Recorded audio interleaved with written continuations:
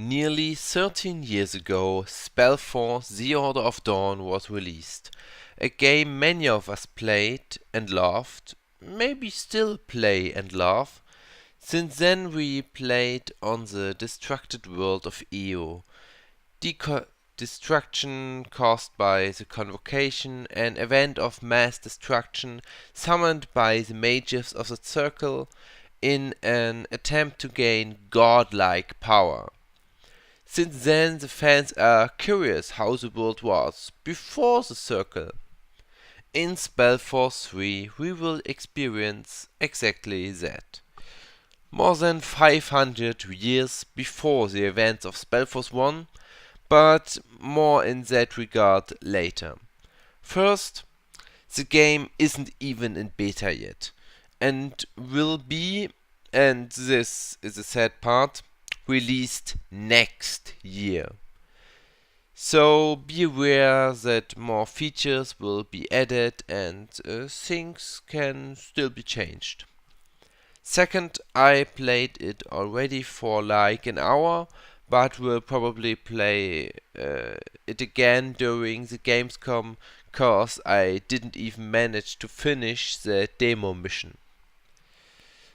SPELLFORCE 3 has three pillars of gameplay it relies on. First, the RPG group, your heroes. There are several different classes, or there will be several different classes, like the fighter, who is very versatile. In the demo, for example, both heroes are fighters, but one is an archer and the other one is more of a berserker. The heroes are also the only ones who can interact directly with loot and objects and NPCs, and you also need them to conquer new sectors. Yeah, sectors. Yeah? The second pillar is the base building, and your base will need several sectors. The whole map is divided into many sectors. Most of them can be conquered.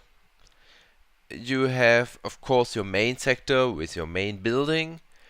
And it is important to note that each sector has its own pool of workers, which you do not directly control. You just assign them to a building or a tower or something, or a task.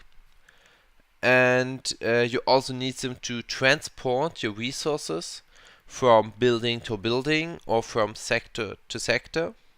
You don't have one giant resource pool. And you need to refine your resources. For example, you need to melt your iron to iron bars before you can make better soldiers with it. That sounds pretty clear, I guess.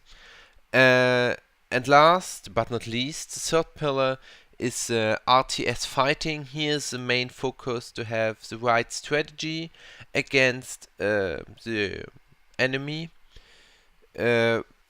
Lance carriers are good against cavalry, for example, or you have to use the environment as an advantage. Also, there will be several magical and non-magical damage types, like blunt, crush, or peace, and status effects. Special weapons and abilities can apply certain status effects on the target, 12 in total, 6 buffs and 6 debuffs, like Empowered, which makes your attack stronger, or Bleeding, which deals you damage over time.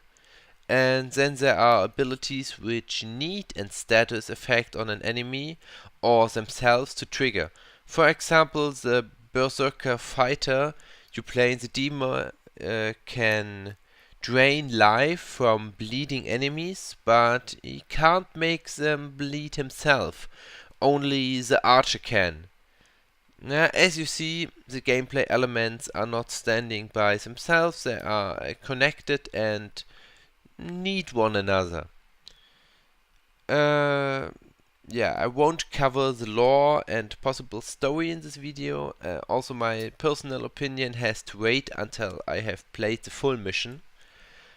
But don't worry, tomorrow will come something new about SPELLFORCE 3, I promise. If I missed something or you have any questions, then feel free to comment down below and ask right away. I will either cover them in the next video or just answer. We will see.